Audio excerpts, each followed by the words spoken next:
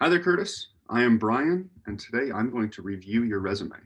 Now, the first thing I want you to know is finding your entry-level job into this industry is the hardest. It gets much easier with your second, third, fourth job, but that first job is absolutely the hardest, so don't get too discouraged. You just got to get your foot in the door, and that's what I'm hoping I can help you with today. So one thing you need to know is when I have a job posting and I am open to more entry level or junior level candidates, I'm going to get 2, 3, 400 resumes. So yours really needs to stand out. And when I get those in, I put them into one of two buckets. The first bucket is the bucket for further review. Obviously, those are the ones I'm going to come back to later because I find something interesting there that maybe says this person can do the job. The second bucket is the instant rejection bucket. And that's actually where most candidates end up. Obviously, you do not want to end up there. So what I'd like to do is help you, get some tips to land in that first bucket. And all of those decisions happen in like 5 to 10 seconds because there's so many resumes that come in, so many applications that as a hiring manager or a tech recruiter, you just have to make a really fast decision. So let's go kind of line by line through your resume and see what kind of changes we can make.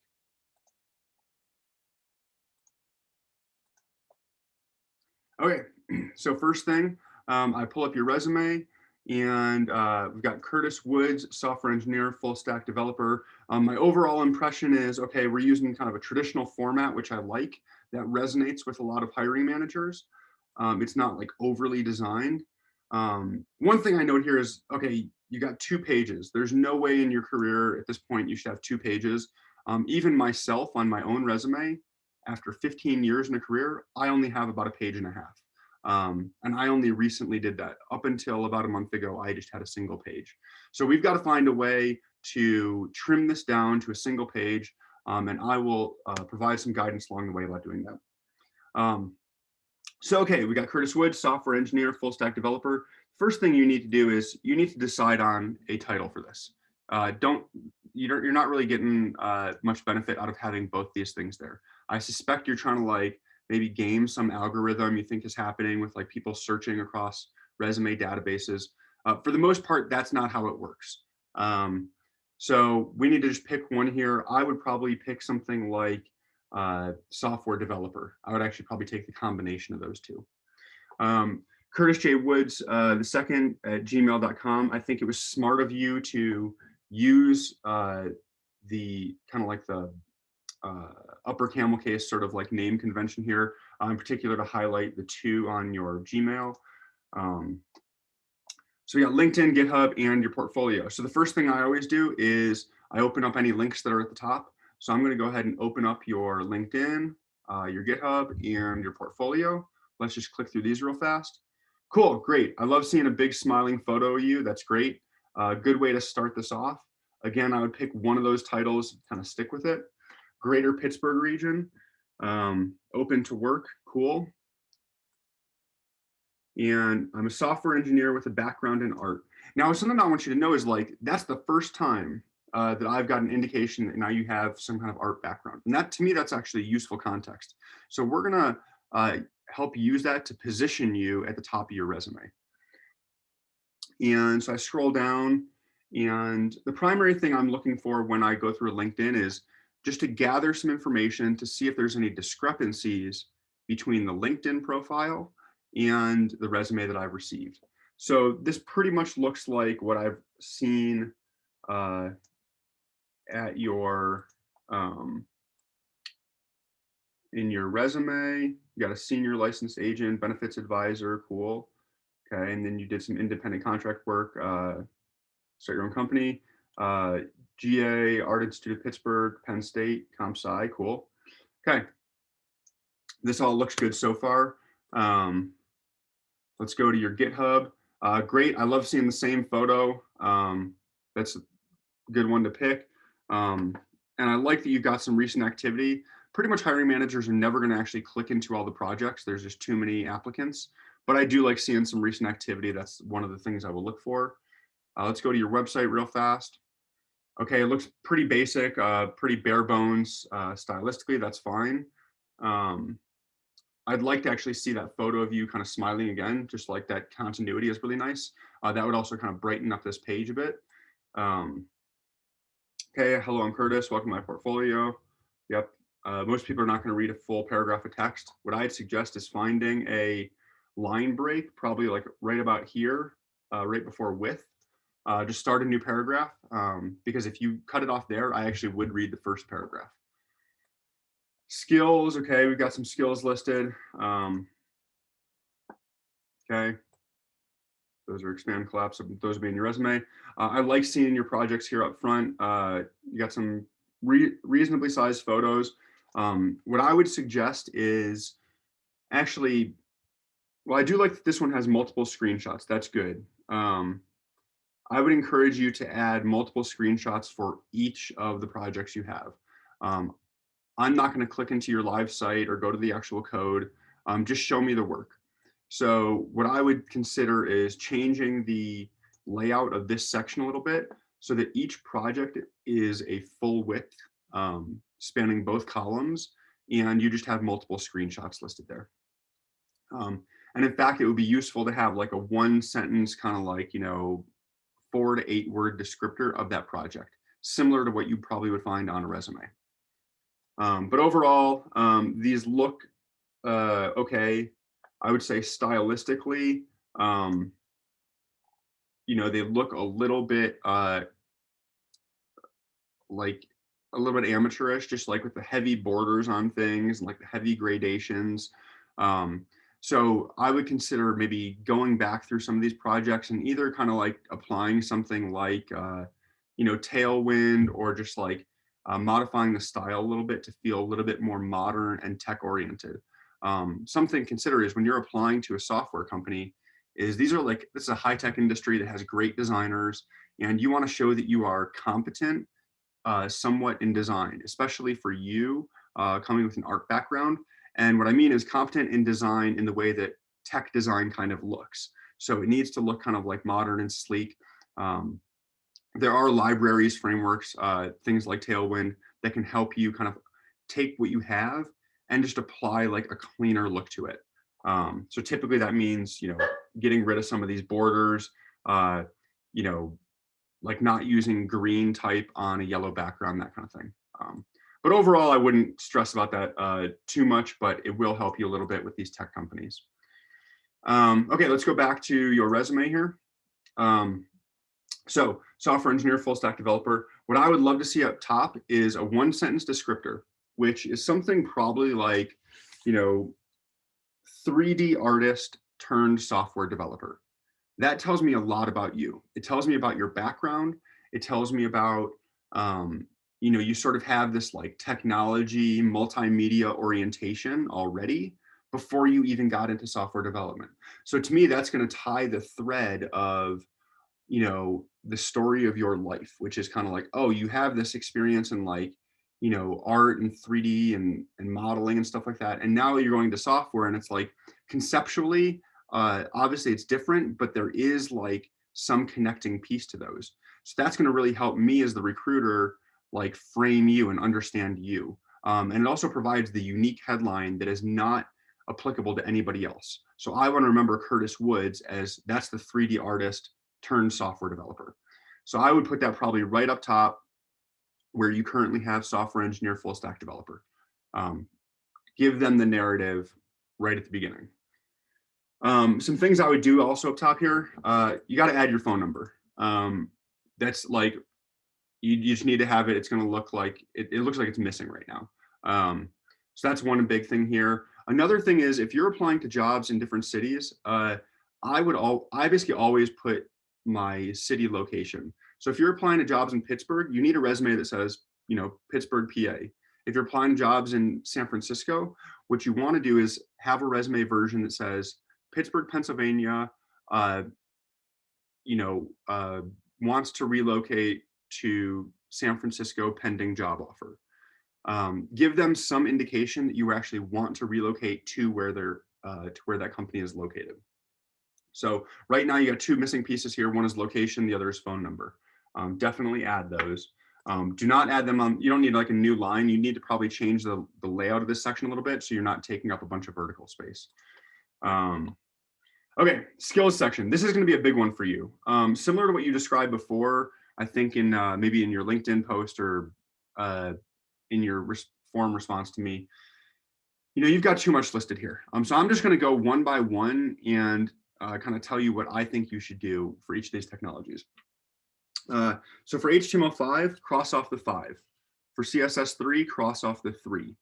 Those are something you would have seen probably 10 years ago when those technologies were first transitioning from their previous version, but now HTML5 is just HTML. So it sort of like appears antiquated. So tweak the language on those, keep JavaScript, get rid of jQuery, keep Python, we'll say keep the next 4, get rid of Material CSS, get rid of Bootstrap, get rid of Flexbox, get rid of responsive web design, get rid of Postgres, but keep the PostgreSQL. That's like more the official name of it. Get rid of NoSQL RESTful APIs. I would get rid of Bash in the command line. Git and GitHub is kind of redundant. I would say pick one. I would probably just say pick Git, and that's fine. Get rid of Agile/Scrum. Get rid of OOP design.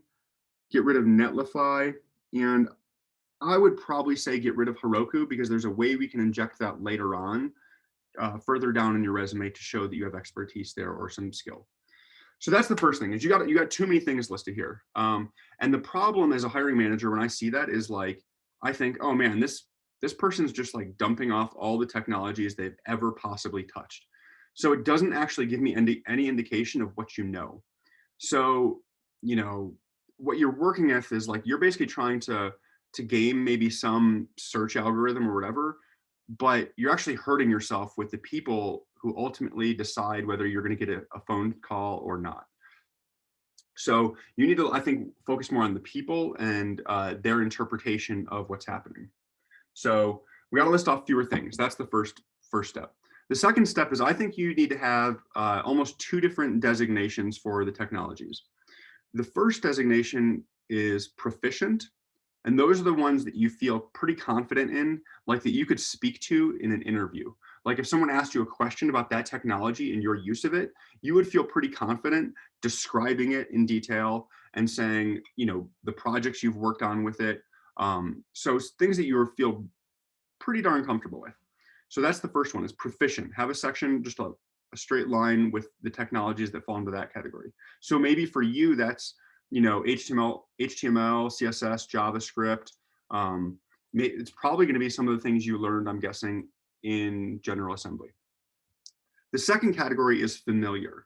Those are the technologies you just have some exposure to. So it's like maybe you've like dabbled in it, but you're not expert in it, but you want to demonstrate that you're learning and you have a growth mindset. So have those listed. Maybe those are the ones like, like Python. I'm just guessing here. I don't know. But if it's like Python or Postgres, like list those under the familiar section. What that tells me is that you're being honest with your own assessment of your skill level. So that's really important as the recruiter is like, I want to feel like this person is honest and upfront. They're not trying to like trick me into like believing they're something, more experienced than they actually are. Like I know based on your resume and I know based on the position that you're going to be a junior level candidate.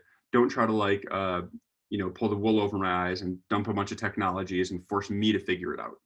Don't force me to figure out what you're proficient in. Just tell me what you're proficient in versus what you're familiar in. The next thing is these sections don't really help you much.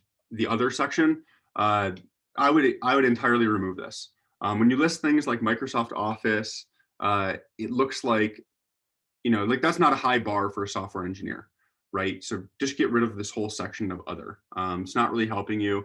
What you're going to do is you're going to take these ideas of, excellent verbal and written communication.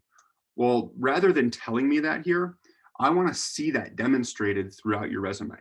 Rather than saying collaboration, I want to see you demonstrate later on in the project section, your understanding of collaboration. So there's ways to take these ideas, but actually show me, don't tell me up front. So the next thing is you've got your experience here listed. And I think part of what's happening is you may be burying the lead. And part of the lead here is, you know, you've got experience, but you also have something unique about your profile, which is that if I scroll all the way to the bottom, you've got your education section. So GA, great. A lot of people have been to GA. This is not necessarily going to stand out as unique. Art Institute of Pittsburgh, game and art design. Okay, now we're getting into something actually kind of interesting. It's like, you know, generally speaking, software engineers, developers, you know, we like the idea of games. We appreciate the side of design. So this is something that now is like, okay, there's maybe something interesting, something kind of like unique about this person that stands out. And then Penn State computer science. Okay, so now this is a very unique thing that you're not highlighting. This is the last thing you have listed on your resume, when in fact, this may be one of the more important things. This is something that really helps you stand out against some of your other code school candidates. So what I would consider is taking this education section and pulling it above your experience section all the way up here, right? So have, you know, your intro, then skills, then education, and then get into the experience.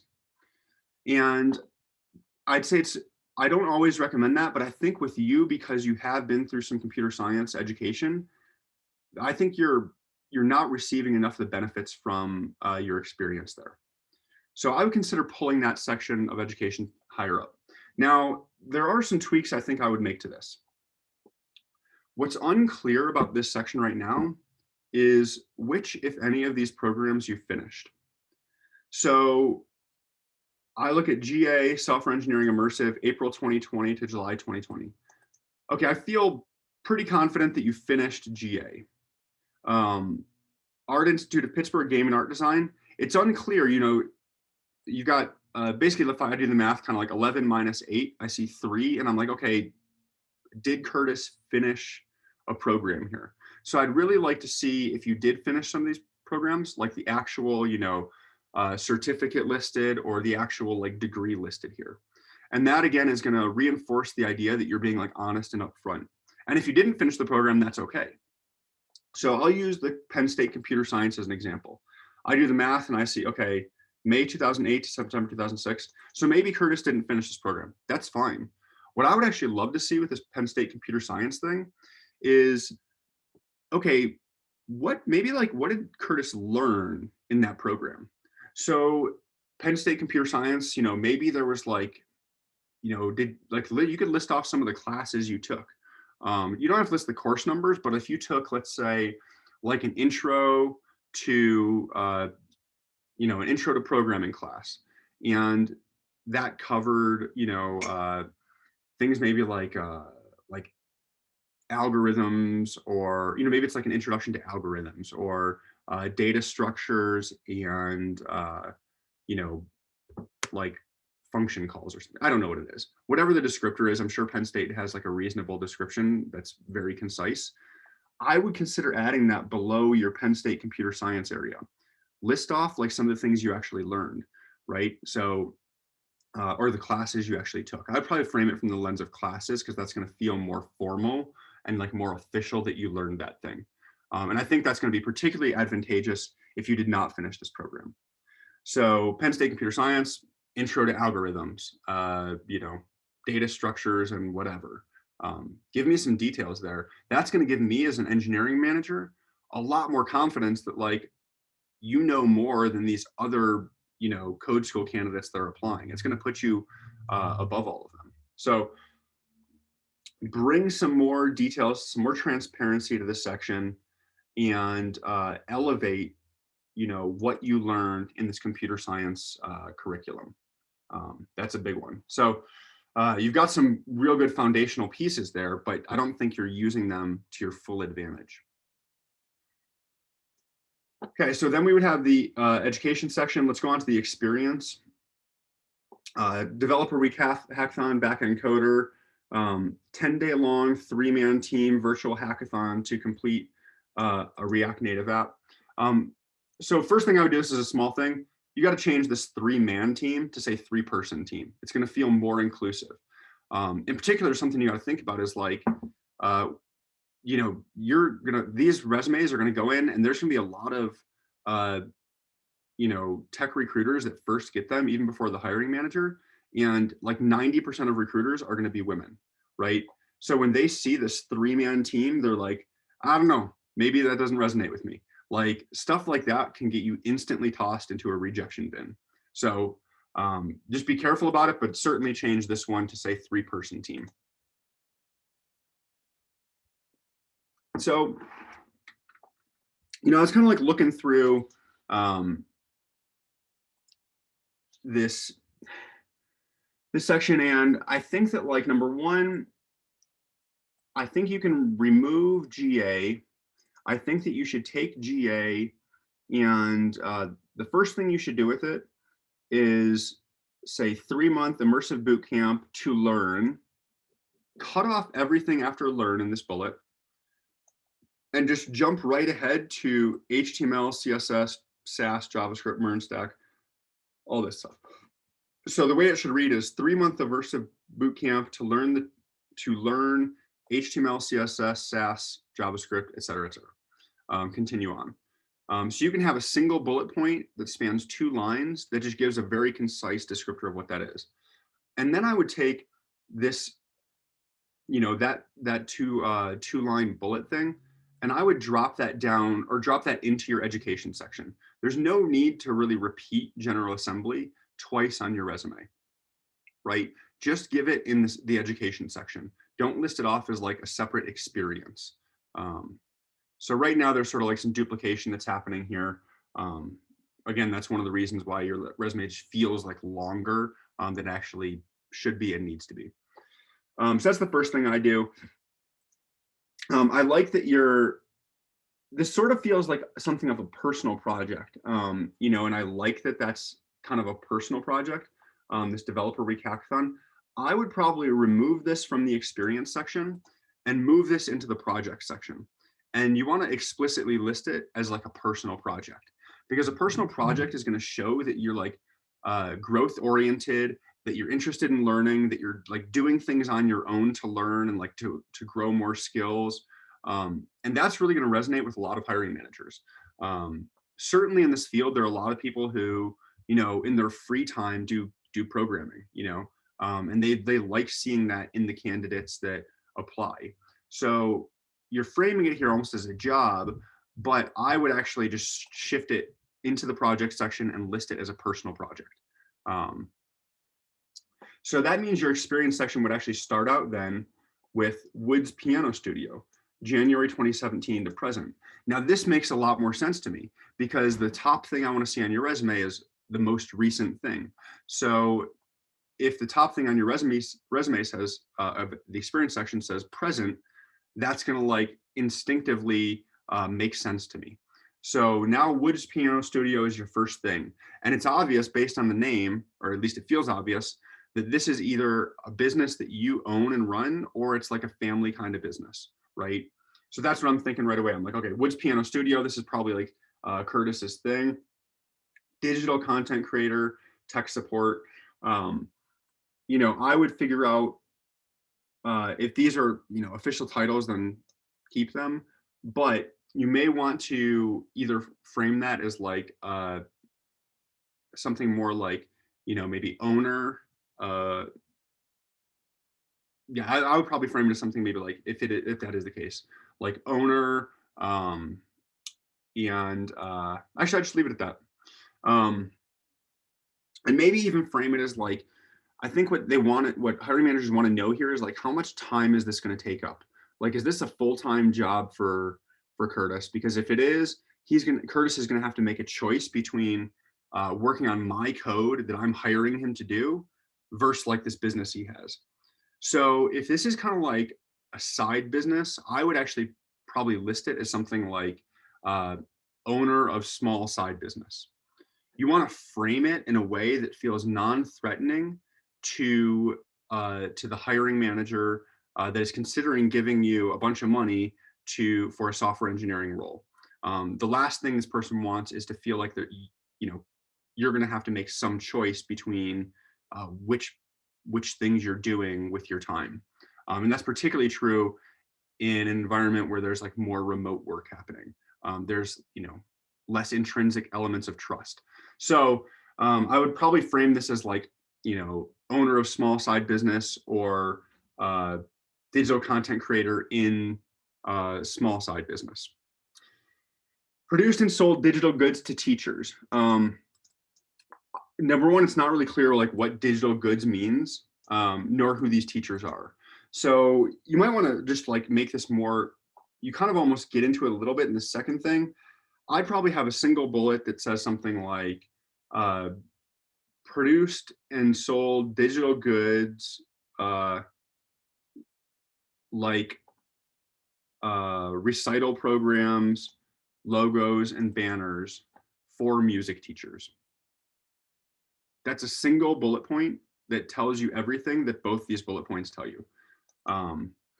So find a way to consolidate that into one and to explain what digital goods are and what kinds of teachers. And you might be saying that's a dumb thing to say what kinds of teachers. It's a piano studio. But you have to, like, that because this is like your thing. But you have to be more explicit about connecting those dots. So you're going to see that again farther down when you get into this UMPC for life. You have benefits advisor, Medicare sales, license for accident and health. Accident and health what? You need like the noun here after health to describe what that is. So if it's licensed for accident and health, like, I don't know, advisory services, or, I don't know, there's something there that right now it feels like you're almost cutting it short in the language, and you need to connect it to the actual job title or the company title. So license for accident and health in several states. Just list out the states in the abbreviations. Just say, whatever it is, PA, OH, whatever. If it's like 2 or 3 states, or whatever the states are, just list the abbreviations. It's going to become both shorter, but also like it's going to feel more tangible for that person, right? It's not going to feel like you, Curtis, are someone that works in generalities. You're someone who's particular, who is like detail oriented, who wants to give like explicit information. And that's the impression you want to give to the hiring manager. License for accident and health in PA, Ohio, New Jersey. Guided prospective members on choosing the best Medicare plan for themselves and their loved ones. Not or, just say and, it'll come off as nicer. And then I would probably, yeah, I think this is fine, this last part, while maintaining client database and assisting with trading. There's 2 things happening here. One is remove this if it means you're pushing onto another line. If it goes into 3 lines, just get rid of it. 2 is you actually have 2 different verb tenses happening here. While maintaining, and then assisted with. Maintaining is present, assisted with is past. Little details like that make it read kind of like a little bit oddly. Let's go on to ignorant potatoes, owner, 3D artist, and designer. I love the way you framed this here. That's exactly what I think it should be. And if it's similar for Woods Piano Studio, that's cool. But that's obviously something you know better than I do. Designed and produced various 3D and 2D artwork to be sold, prototyped, or 3D printed. Learn new skills such as Adobe After Effects, increasing marketability. This increasing marketability feels like something you just tacked on to show that like you're thinking about the business side. I would just get rid of it. I would probably say something. I would probably just have this single bullet say something like designed. Get rid of various. I would say designed 3D and 2D artwork using Adobe After Effects. I don't know, MATLAB, whatever the software is. List off 2 or 3 softwares. Designed 3D and 2D artwork using Adobe After Effects, MATLAB, um, to be sold, prototyped, or 3D printed for, and this is what you need to have some kind of for there that says, who is the customer? What's the ultimate purpose of the types of things you're doing? You want to make it feel real to the person that you are talking to. So like, think about it as a conversation starter. Like if I saw you and met you for the first time in person, you're like, oh yeah, I used to do 3D and 2D artwork. And I'd be like, yeah, well, like for who? That's the question you want to answer right in this bullet point. You know, is this like, are these industrial companies? Are these like, you know, medical technology companies? Are the, whatever they are? Uh, it doesn't matter what they are. Just say what they are. Give like a little bit of tangible detail here. I think that's going to help you make it feel like very real. Again, the overall theme is like you want to feel very like upfront, very honest. You want to feel like you're giving people like conversation points and starters, that they know you're like defining the narrative. So again, that speaks to making it a very real thing. In the project section, I think you need to go through all of these and transition them from paragraph form to bullet form. Each bullet should be like one line, and it should be written in very, very concisely. That's the first thing. The second thing is I think you've got too many projects listed here. You've got 5 different things listed here, and I think you need to cut that down to probably 3. So cut it down. You know, if I think about you and I think about the continuity of your story, I like having this piano student tracker. Makes sense. You kind of have this like, you know, you have the Woods Piano Studio stuff.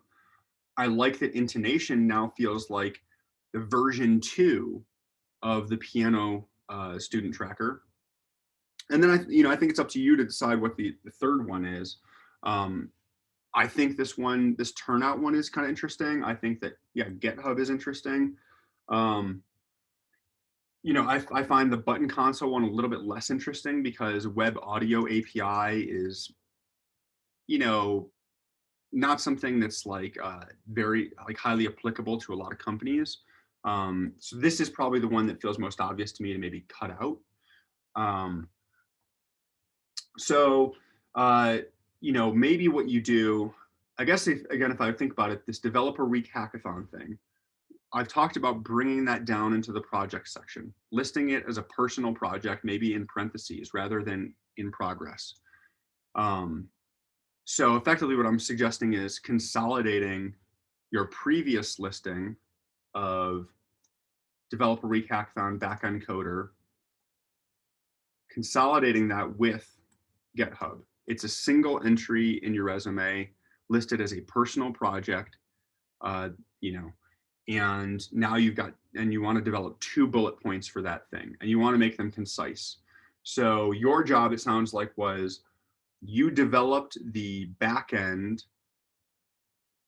So first of all, the first bullet point should be a description of what that thing does.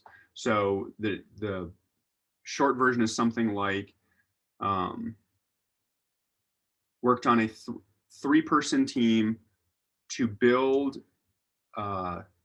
a web app for users to browse multiple video services simultaneously. That's probably the headline of the first bullet. The second bullet is probably, I built the back end with, name the technology. So let's say in this case, it's, I'll just guess it's Python or something, I don't know. I built the back end with Python, calling the OMDB RESTful API. Now you've injected some of those keywords, but you've made a very concise descriptor of it.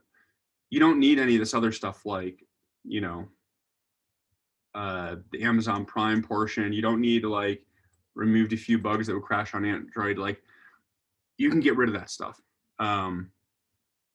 I think the big thing here is you built the backend in Python, which interacted with, or, you know, which, you know, pulled data from the OMDB RESTful API. So again, you're going to go through each of these projects and have 2 unique bullet points per them, limit it to 3 projects. I think by the time you consolidate this GitHub entry with your previous one in the experience section, and you pull it down here listed as an personal project, by the time you do that, you remove one of these projects, you shorten the descriptions to 2 bullet points. I think your resume will be close to approaching a single page. And that's exactly what you want. Some other small tweaks I would make to ensure that happens. One is, I think like right here, like all of your like line height throughout the thing, I think is like slightly too much. Like I think right now you're probably using like, double spacing line height. You can basically reduce that down to like 1.5 space, or 1.4 is super common. So 1.5 space is going to tighten all this stuff up. You also just need like this is going to be a small thing, but it's going to help it read much better. Right now, you notice like the white space between Wood's Piano Studio and the thing above it is basically identical to the white space between Wood's Piano Studio and the thing right below it. And what you actually want is you want these like slightly tighter coupled. So you want to inject a little bit more white space above Wood's Piano Studio, for example, and remove some of the white space right below it. That's going to couple these things together more nicely. And it's almost going to read like it's going to be much more scannable, like section to section, because now like the information is grouped in a way that makes sense. So that's kind of like a small minor tweak that's going to help this like visually flow much better. So overall, I think what you've really got is actually some good foundational pieces. I think that you are probably not using them to the full advantage that you have them. Figure out better descriptions, particularly for this computer science thing, elevate it a bit more, not in terms of like being grandiose with the words you use, but just being more explicit about what you learned, and being more transparent about the status of that thing. Trimming down and consolidating some of the things between the we mentioned the GA section, just put that in education. The developer week hackathon, just put that under projects, and have a unique headline at the top that says 3D artist turned software developer. Technologies, consolidating these and having proficient versus familiar to make it feel like you're being very honest and forthcoming. I think that'll really help you. So overall, you've got good bones here, but there's quite a bit you can do to really stand out from the crowd, and to also elevate the things that make you feel like this person's going to be a good software engineer and someone I want to join my team. Now, the last thing is you did not share a cover letter with me, but I want to give you some brief advice. One is like a lot of candidates make mistakes of writing 4 or 5 paragraphs about themselves. There's 2 mistakes they're making there. One is nobody's going to read your 4 to 5 paragraph cover letter. That thing needs to be 2 to 3 sentences. That is what it should be. Number 2, the second mistake they make is thinking that the cover letter is about them, the candidate. In fact, the cover letter is about the company or the team that you're joining. So the way that you want to frame a cover letter is something like, I saw your job posting and I'm so excited to apply. I saw screenshots on your website of the app you built, that you're building, and I think it looks amazing. You obviously have a strong team of designers and engineers, leading your company. Something like that speaks about the company and about the team that you're considering, that also feels unique. Like you can mention some part of a screenshot or some part of the product they're building, something interesting actually about that company.